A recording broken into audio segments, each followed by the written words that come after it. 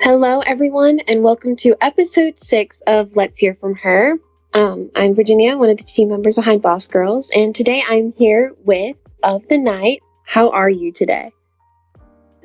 Doing well. It's bright and early, 8 a.m. here in Los Angeles, so I'm feeling good. It's a perfect way to start off the weekend. Absolutely. We're moving into spring, so the weather's getting warmer. It's nice to see. I enjoy warm weather. Beaches are nice. So why don't you give a short introduction about yourself and the project?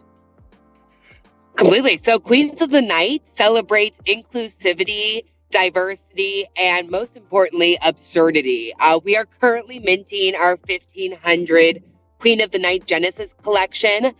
They are priced at zero point zero 0.08 ETH, and we have worked in optimized gas for our smart contract. Really fun inclusion for our minting process is yes, you can, of course, mint from our website, as one does, but you can also mint from our Microverse Club as a token gated experience. So you mint from the bouncer, and then if you desire, you can mint another queen from the dance floor. I know we'll go into more detail about who Blake, Liz, and I are, but I wanted to just give a shout out to the fact that we're all best friends. We all know each other from the underground club and music scene, and we came together to build a project that was autobiographical and honored the community that allowed us to be truly us. Oh, that's fabulous. I've been following you guys for a while, and I love that the friendship that you guys have. And your videos are also super awesome. You can see how close you guys are. It's really lovely. We also all live in Los Angeles, so a lot of the conceptualization, brainstorming happens IRL in person, which I know is a luxury that a lot of collections don't have. So we don't take that lightly. And, we really take advantage of the fact that we can pull from our lives and include a lot of Easter eggs from our life in the collection and in Mike's Club. It's really special. Yeah, truly. So let's start at the beginning. How'd you guys meet, and what was the start of the project? Okay, well, let's see if I can do this without being too wordy. But my background is I'm an event producer. My other company is called Disco Dining Club. And for the past 7 years, I've toured the world with a theatrical dining series. And Blake, my co founder, is a festival producer. She predominantly works in electronic music festivals and comedy festivals also throughout the US. She's worked at everything from Coachella to Lightning in a Bottle, Electric Forest, all the mainstays of the electronic music scene. And her and I casually knew each other. We had some mutual friends, and we had some coffee rendezvous before the pandemic. And we had flirted with the idea of doing a collaborative dinner experience, but it never came to fruition. So we just did a casual check in during the pandemic, just asking how each of us was. And of course, we weren't okay. Our careers had crumbled. We know when and if events were coming back. So we decided to create a company called Of the Night that modularly recreated the magic of our themed events for home delivery. So for the past 2 years, we delivered packages inspired by our Queens of the Night. So they were RBG inspired, Dolly Parton inspired, Stevie Nicks inspired. And it created this really lovely outlet for us in a time that was admittedly quite humdrum and sad. And Blake and I then became inseparable. And we knew that no matter how Of the Night evolved, we wanted to work together. So when the mask mandate started to be lifted, our community started to go out again, started to go to events. We also heard whispers of Web3, and we saw a lot of our collaborators and vendors start producing events in the Web3 model, and we were instantly taken. And so we had to start experimenting and to evolve the Of the Night ethos, which is at its core about innovative forms of gathering, but now through the Web3 landscape and lens. So Sliz is somebody that Blake has known for many, many years through, again, the music community. And then I had also met at the same time as Blake. And now it's just, it's like we're this three-headed dog. That's the weirdest analogy I could have possibly picked. But it's just amazing that we all just have this similar core values, and that really is reflected in our Queens of the Night project. So that was not a short description, but it just it really showcases the evolution of the night and how it truly is about this inclusivity, diversity, absurdity that we want to reflect through each chapter of our evolution. Absolutely. I love your analogy of the three-headed dog, because it's like once you work so closely together, you get there. You absolutely do start to become one person. I love that analogy. So as you mentioned, was this kind of your first step into Web3, or have you held cryptocurrencies in the past? What's kind of that route? No, this was it. It's funny how we plot ourselves in this landscape because I had never worked in tech. My entire career trajectory has been creative, whether it be journalism, music production, these theatrical dining experiences. And so I've always wanted to be in the tech world. Like I always felt like it was an elusive culture that eluded me. That was repetitive, but I didn't know the proper glossary terms. I didn't know how to feel comfortable talking about tech. And what Blake and I saw was this really, really serendipitous creative bridge into the tech community with NFTs. And that at its core is what we found most attractive because we come from the art background. We love that artists can have more autonomy and that curators can have more of a global scale to their productions. And everything about it just piqued our interest. And so we decided to admittedly like leave our pretension at the door because as we know, when you're outside the NFT community, it is quite divisive. And a lot of what's spewed at you is hatred toward NFT. So they're like, you know what? Like, screw that. We're just going to get really wine drunk and just dive in. And we spent the better part of an all-nighter, like just really investing our heart and soul into getting to know NFTs. And we instantly took to it. There was no doubt in our brain that this was going to be the next chapter of our work together. And it was going to be a really incredible reflection of a gathering space that we can diversify and that we can then bring to our Web 2, Web 1, our friends and family, our community that we built through our respective careers that hadn't yet explored this Web 3 landscape. I love how you phrase that truly, because artists are now finding that ownership and it's true to them. I mean, you see that with creative artists, music artists. It's so nice to see because it's like they deserve this ownership, they deserve the credit, and it's nice that Web3 can provide that. So you guys have been minting for a while. From either the start of the project to now, what has kind of been a bigger challenge you faced? To speak about onboarding and teaching your community from before Web3, we thought we'd come into this and it'd be a really seamless transition for our respective networks because we took to it really instantly. So we're like, oh, this is going to be great. Like everybody from our festival world, our dining experiences will understand NFTs, will sign on board, and we will have this really lovely community going into like month 1 of NFTs. And what we found was like, no, we needed to pump the brakes. We first needed to educate ourselves. Felt like we were, I don't want to use the word expert because nobody's an expert in this world, but we had a firm grasp on the community and utility. And now at month 4 or 5, we finally feel like we're in a position to start teaching our other communities about this world. But that was a sort of hard pill to swallow at first because you have to start from the bottom up again. You are talking to a whole new community. You're starting at zero. And thankfully you can increase your numbers and your followers a lot quicker in Web3, or so I found, a lot more so than in Web 2, especially coming into it as not a celebrity and not an influencer. But I still feel like I have these 2 separate lives that I'm living. I have my incredibly cultured, like really supportive community in Web3, and then I have this other highly theatrical, colorful world in Web 2, and I just cannot wait for those worlds to intersect.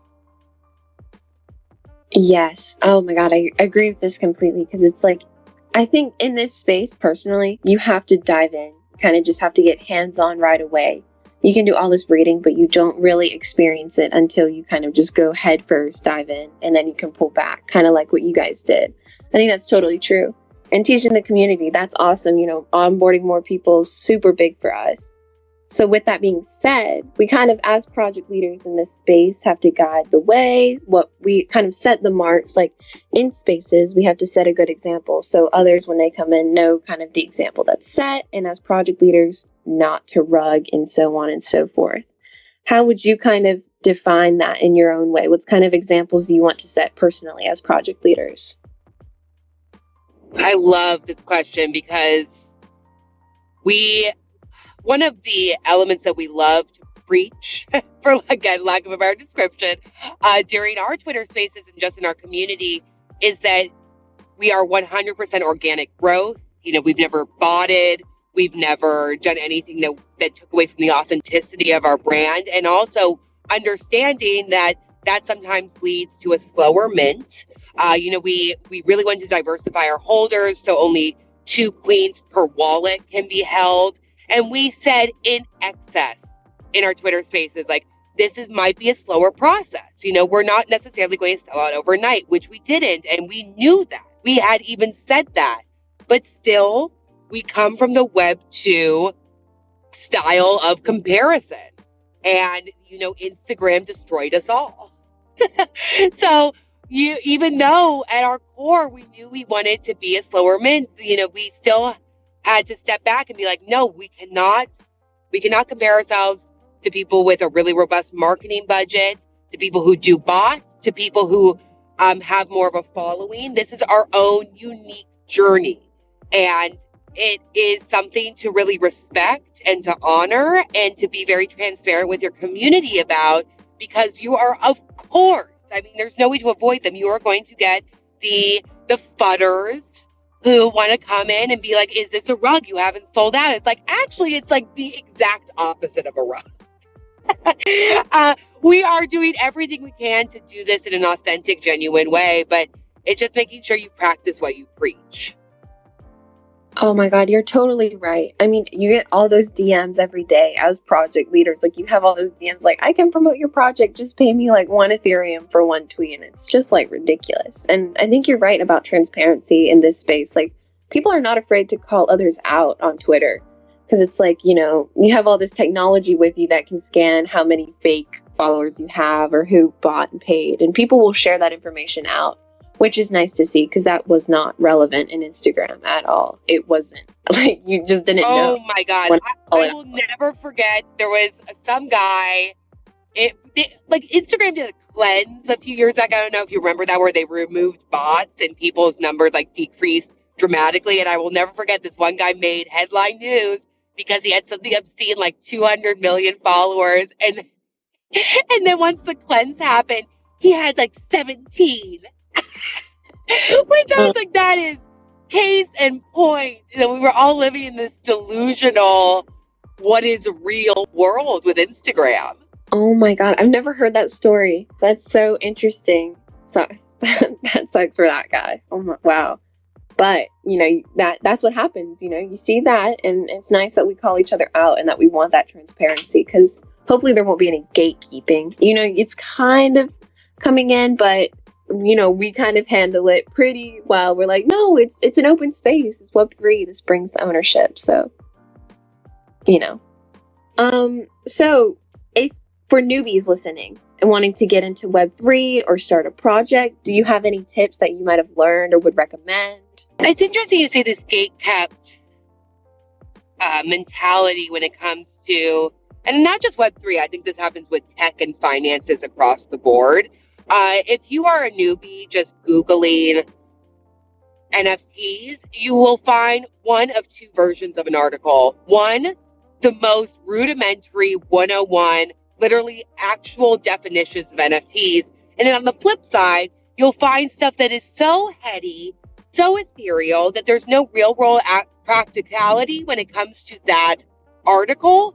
So it's really difficult as a newbie to find that middle ground, to find articles where, you feel like you are learning about the evolution of NFTs and how this can actually apply to your life. And first and foremost, I would recommend people get into Medium. I didn't realize how that was an incredible resource for NFTs.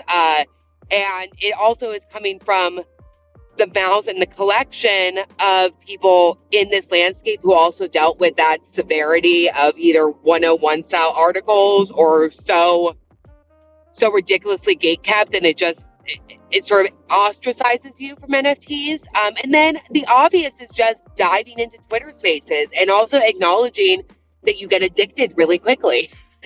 And I have Twitter Spaces on as white noise in the evening, and I never thought I would be that person, but that is where you garner knowledge. And it's Medium articles and Twitter Spaces, and finding maybe one or two podcasts that you can turn on for like 20 minutes a day that really just let you learn about upcoming collections, learn about how to spot red flags or a scam, and knowing how NFTs, I think, will become just a mainstay for decades to come. I just don't necessarily think they'll be called NFTs anymore. Honestly, I agree. I hope they're not called NFTs because, like, I get it stands for non-fungible token, but I feel like we can come up with a better name. I don't know. I agree with that. Completely. Completely. And actually, even as we talk, I recently was in a space and one of the co-hosts mentioned that we need to stop saying the word onboarding, because a lot of people outside of our bubble, mind you, I use the word onboarding all the time, so I need to teach myself. But a lot of people outside of our bubble see NFTs as a cult or see it as a mid-level marketing scheme. And so that term onboarding is used a lot in those categories. So we need to just recognize and create a more welcoming glossary so that we don't instantly alienate people just based on the words we're choosing. Wow, I've never thought about it that way, of that they feel that way about onboarding, but that does totally make sense. And I can see, because it's like, your media does not, like, they're only I always say this, they're only promoting the rug pulls and scams because that's a headliner, that's going to be the clickbait, that's what people are going to read and click, and that's how they're going to make their money. But there's so much good happening, and I think this year you'll see a lot of, social impact and good and positivity that's going to come out of this year compared to last year, at least, which I think is nice to see. Hopefully we can walk away from that cult mentality, even though that is kind of, if you want to call it that, I mean, it is, because strong communities is almost like a cult because you all believe in this one thing. So I can see why it can be scary for others, though, in that way. Yeah, and I didn't realize that onboarding term also until this co-host said it. I was like, oh my God, you're right. Because there is this sort of brainwashing analogy when you say onboarding, and it's like, no, we're not trying to brainwash you. We will get, as I say, addicted, but I cannot wait for my other community that I also consider like highly creative and fringe and dabble in all the art to also be okay with this world, because this is something that I talk about in a lot of spaces with other people.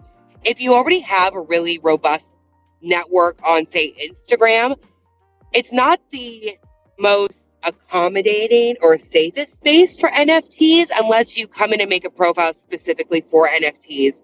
So a lot of artists I know won't even talk about it on those platforms because of the hate they receive. So I just can't wait for there to be this middle ground that's just not so divisive, because NFTs shouldn't have to be our dirty little secret. Yeah, I get that. Yeah, you're totally right with the onboarding term. I think it just needs a better way of supplementing it, because it's also like, it doesn't have to be onboarding. It's the same as Web 2. You can just join. Just learn about it and join the environment. It's just a new place that's expanding and growing. It doesn't have to necessarily be this whole process to get in. And I think that's kind of where it should be taken. So, hi, Lauren. I see we brought you up. How are you? Hi, thanks for having me. Yeah, I'm really good. How about you guys? Doing well. Doing well, yeah. Friday, feeling good. Yeah, going out, and finally doing some sports. The weather is perfect. Do you have a question or something you want to comment on? Yeah, sure. I would maybe just comment on the last point you made. Yeah, I really agree that, especially on Instagram, many people, I would probably take our artist as an example. Her name is Anna, and she has like 10,000 followers on Instagram. She's posting, yeah, her art basically. She's working with Procreate, and it's really hard for her to, yeah, sell her images because people don't know anything about NFTs. Okay, so the majority don't know anything about NFTs, especially on Instagram, and yeah, that's why Twitter is such an amazing opportunity for the entire space, and it's evolving so fast. So yeah, really grateful that we have this platform. Yeah, it's so interesting. Like I work a lot, or I do a lot of spaces with Bong Babes, and she has something like 30,000 followers on Instagram. And every time she posts an NFT, the claws come out from her followers, and followers that were never not on her side. Like they never showed any resistance towards her art, towards her evolution, towards the next chapter, but they're NFTs are a sore spot for a lot of people. So it's just interesting that we've now all congregated in this, this safe space of her. Yeah, I just wanted to mention one more time that the Twitter spaces are actually such a beautiful opportunity to actually hear the voices of the people and actually to establish an actual connection and community with your audience and people who are in the same industry as you, and that's something so beautiful because on other platforms like Instagram and Facebook, you don't have that connection, and that's so amazing that you actually can join spaces, for example, of famous people, and actually talk with them, interact with them, ask them questions, and yeah, that's just amazing. Love it. I agree. I love the ownership that's being brought back, and I'm excited to see more different sections of people's like work and jobs like come into this space. Because for me personally, I'm an athlete. I'm excited to see more athletes come into this space because they also have a lot of like brand deals that are stripped away from them. Like they don't even get half the cut. They only get a little bit, even though it's because of them, or they can't continue on because they have a manager or coach who's taking most percentage cut. And it's just like, it's crazy to me to see that. So the ownership in this space is nice to see, and to see more jobs come into this space as well in different sections of the world, utilize whatever is they may be able to use in this space is super cool. What's your sport of choice? I am a pre-professional ballet dancer. Oh, I've definitely heard you speak about this before. That's incredible. Yes. So there's a lot that happens in dancing as well, that you can get a contract and job, but the pay for core dancers is very minimal. You'll have to live with like 8 people and have to work 2 other jobs in order to sustain yourself until you get to like soloist or principal. And that's when the pay is kind of like fair and equal to what you're doing. And I think a lot of people look down on dancers as well. Because, we're not headline, because we're considered a performing art, but then people don't recognize us as athletes and that we work as hard as sports. So that's just one thing for ballet. And I know every other athletic section has their own difficulty. But for ballet, I think we can utilize this space and scholarships and providing our art form, because it's hard to get out there, especially during COVID. Like we all had to stay at home and do ballet at the bar. But that's what I see. And it's having artists and then music artists come into this space is so, so nice. Because it's like, I've never experienced different art forms before. And everyone's different style is amazing. Like, I've never been up close to it and had gotten ownership of it before and been able to support someone, which is so nice to see. How would you imagine the NFT world then reflects ballet? I mean, not to like turn the questions on you, but I'm just really fascinated by it. Would it be photography? Would it be animation? I'm really intrigued. Yeah, I mean, I know some people want to do like a metaverse performance of ballet. Personally, I disagree with this because I think we train so hard our bodies to then be turned into an animation is kind of crazy to me. Like, you're not going to get the exact same experience. But if you did videography and photographs and people wanted to support you personally, then I think that's totally fair, because there are professional ballet dance photographers in this space. I know one in this space who does dancers, and we go across different cities and do different poses outside, indoors, anywhere it may be. But our lines, and you can support us one-on-one, because like point shoes are $100 a pair, and I have to wear 3 pair a week if they die, and I have heavy rehearsals. So that does add up, and to not receive that support can knock people out of achieving that career path. So wow, they're that expensive? That is so, what a barrier of entry. yes. Oh, by the way, I do see Blake is in the room, who is my co-founder. Oh, would you like love to come to get her up speak? here? Yeah, totally. I'm going to force her to come up here and speak. I sent her the mic. Hopefully she'll come up. But do you have anything you want to speak about that's happening right now? Oh, Blake's up. Never mind. Hi, Blake. How are you? Oh, she's awake. She's awake. Ah! Hi, everyone. Still very much naked in bed. Hello. Hi, how are you? I'm doing really well. I had I started a new job, and one of the things that I'm doing at my new production company is I'm working with this foundation in LA and throwing monthly birthday parties for homeless children. And so last night we took over Dodger Stadium and threw an entire birthday party with like face painting and balloon artists, and we had really incredible people giving hair braids, and everyone got fed, and it was really, really special. But it was definitely a haul last night, so hence me still being in bed right now. And our illustrator did caricature live drawing. What was her? Yeah, what was her she did live drawings where she turned the kids into cartoons. And then next week, we're actually getting a ton of iPads donated to the foundation, and the kids will start exploring with Procreate. And I'm going to start helping them build possibly an NFT collection to help be putting into a fund to get these kids internships when they start getting a bit older as well. That is absolutely the sweetest thing. First you have them birthday party, now you're going to help them out and enter the space, which is so exciting to see.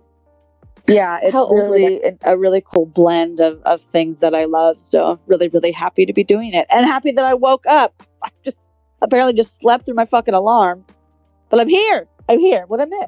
Did I miss everything? What I miss? Literally everything, Blake. Shit, I knew it. Well, Blake, I'd love to hear your did you have a personal difficulty with the project, or actually, you know what? What's a memorable moment with the project? Because you guys have been working on it for a while. Do you have kind of an exciting moment that you've had in the space, or that you've been able to execute? I'm curious. Yeah, I actually have a couple. Well, first of all, Courtney, did you say one already? So I make sure I don't if we have to happen at the same. No, actually, we were talking about more of the evolution and some setbacks, and what we want to tell newbies in this landscape. So go for it, Blake. I think or at least for me, one of my favorite moments, I'll start with that first, was us opening our microverse early. I think a big thing is that we've had these, in our mind, these milestones, these unlockable milestones based upon percentages of your project. And while we didn't mint out right away, there was this scramble that you have of, oh shit, what do we do? What can we do to incentivize people? And it's hard for you to almost take your own advice in real time when you obviously tell other people, hey, don't worry about minting out right away. That isn't what just success looks like. And so I think us staying light on our feet, which is a term that we like to use. And also, it was a really fucking weird week. There's a lot of aggression and sadness in the space, with surrounding mostly females projects, or quote unquote female-led projects. And we just kind of had a discussion amongst us, and we're like, listen, if community really is our North Star, and we're doing this for our community, then what does our community need right now? Not just us, and getting out of this, like, well, we thought that we would release on this milestone and we followed this, this roadmap. We had a discussion. We're like, well, what does our community need right now? And our community needed something to celebrate. They needed joy. And so we were just like, fuck it. Like, let's open our microverse this weekend. Let's have a celebration in this weekend and have something that we can all look forward to and remind ourselves why we're in this space at all. And so us coming together and kind of acting through, joy rather than fear and desperation of having to get this project sold out, and kind of pivoting, and reminding ourselves also why we're doing what we do. It just made me really proud of our team, and made me feel so lucky that I'm working with my friends, and to see everyone so excited to see their queen revealed and us all dancing on the dance floor. It was just like this really great moment of, this is why we're doing this shit. Life is already hard and stressful enough as it is. Like, we don't need to add another stressful thing to our lives. And so, giving us something to celebrate as well was just so needed, and has kind of set this trajectory, more of us kind of leading with our joy. And that was so well said. And I remember when you guys launched the microverse, that was super exciting. I loved seeing all the images from that. They were super fun. How did you discover the microverse? Was that a friend in the space, or how was that set up? Yeah, so that's actually my man. My man is the developer behind Robotos, with Pablo Stanley. He's also the developer behind Dirty Bird Flight Club, which is Dirty Bird Records. And he's also the developer behind this total degen project called the Potato Punks. But this guy is just having a moment right now. Like, everything he's just worked towards, he dropped out of high school, and he's just, because he knew what he wanted to do was computers, and he's just has so many various companies, and he's always just loved the internet, right? And he's just this fucking brilliant guy when it comes to coding and software engineer, and he's excited about it, and so him and his team at Bueno, which is also Pablo Stanley's company, we're talking about what unique thing they could bring to the NFT space after they raised their Series A to be an NFT generative platform.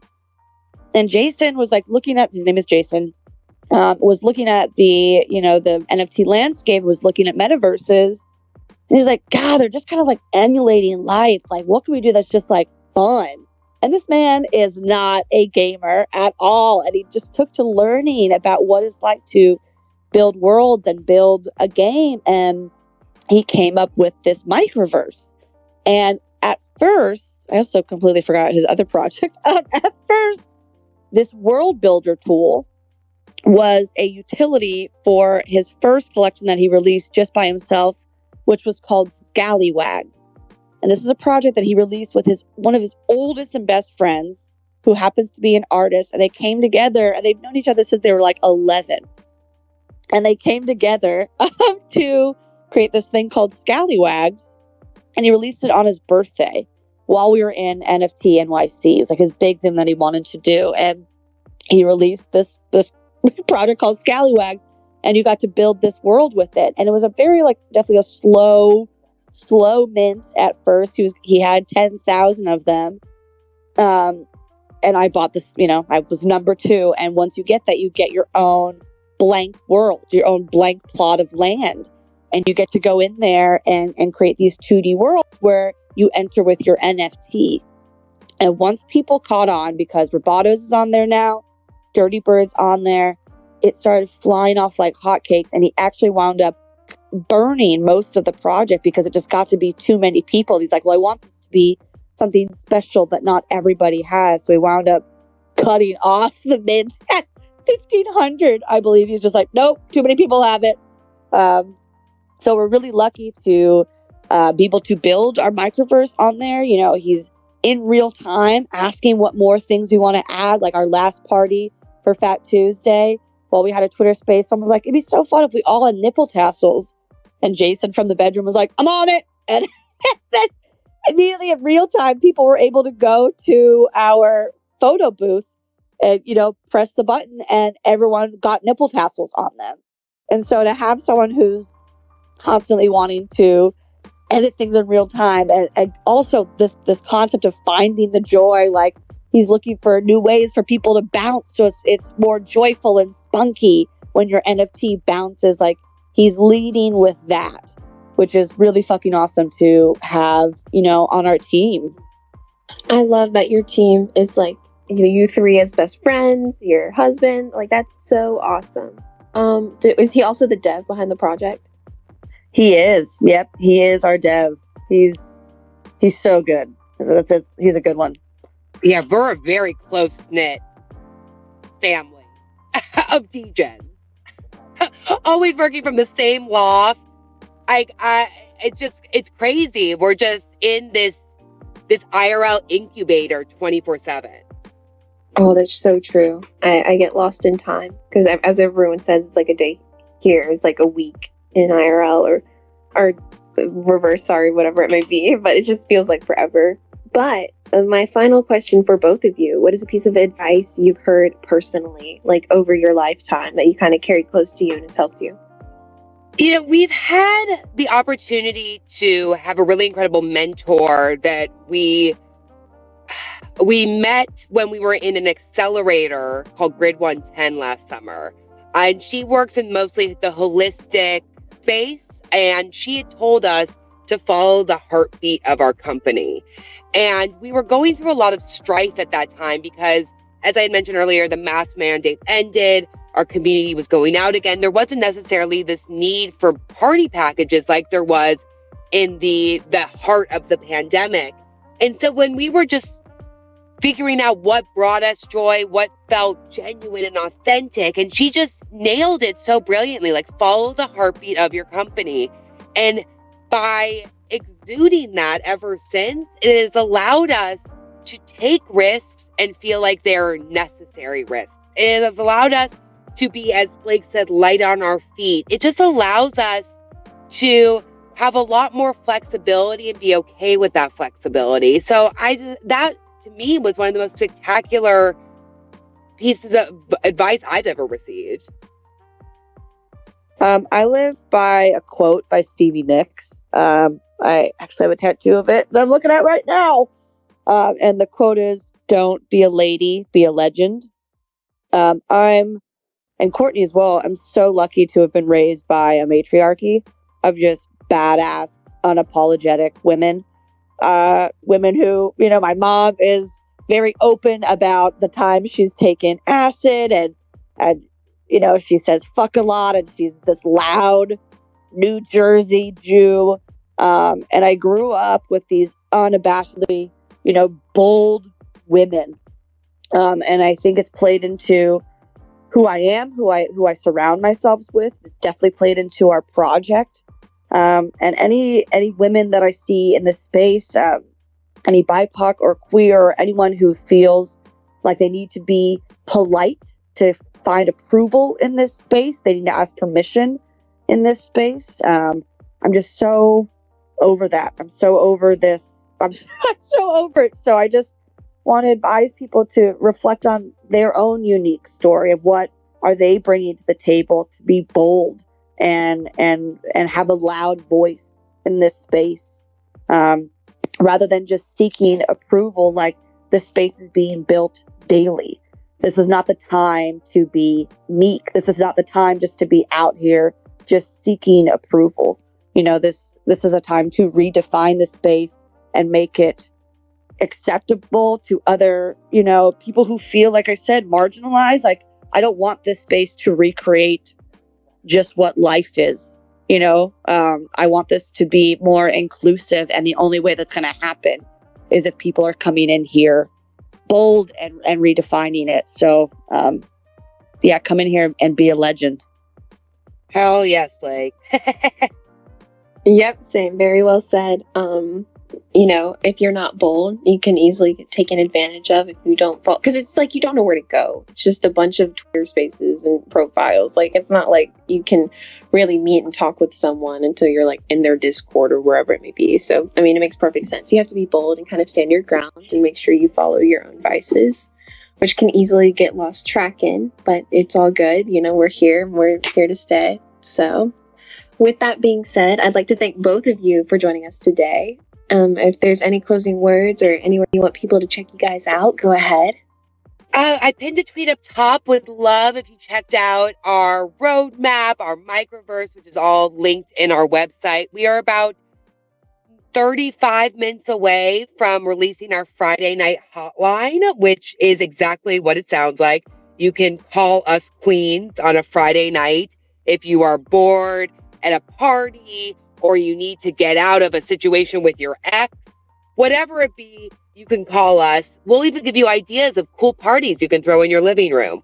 So we're so close to that milestone and cannot wait to just continue to grow this community. We're also doing an event in Los Angeles on March 29th. If anybody in this room is local, it will be our first tease into our large scale event that Queens of the Night will be producing for token holders. And it is going to be wacky.